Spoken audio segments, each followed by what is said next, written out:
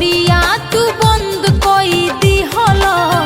जरत ढिबरिया बुता काहे दिहल ए खुलल केवड़िया तू बंद कोई दिहल जरत ढिबरिया बुता काहे दिहल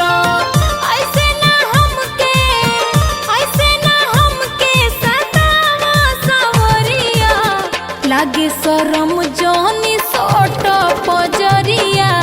सिहरता ए राजा सौसे शरीरिया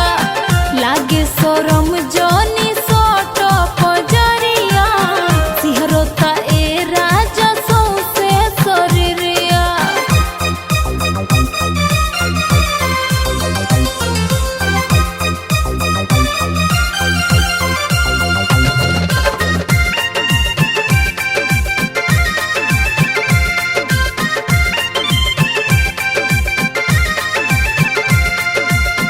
धीरे धीरे हमरी तू घुंघटा हटइब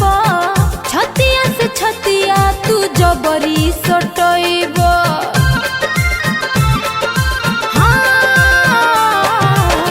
धीरे धीरे हमरी तू घुंघटा हटइब छतिया से छतिया तू जबरी सटइब बढ़े बेचैनी हमरा दिल के भीतरिया लागे शरम जहनी सोट पजरिया सिहरता ए राजा सौसे शरीरिया लागे शरम जहनी सोट पजरिया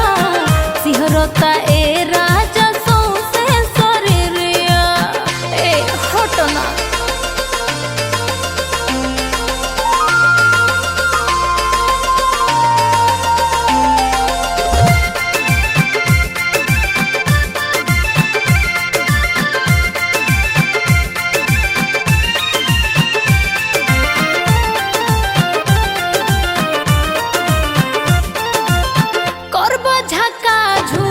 छुअब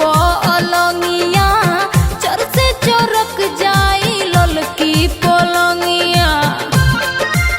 ए राजा सुन ना करब झका झूमर छुअब अलंगिया चर से चरक जाई ललकी पलंगिया ओठवा के लाली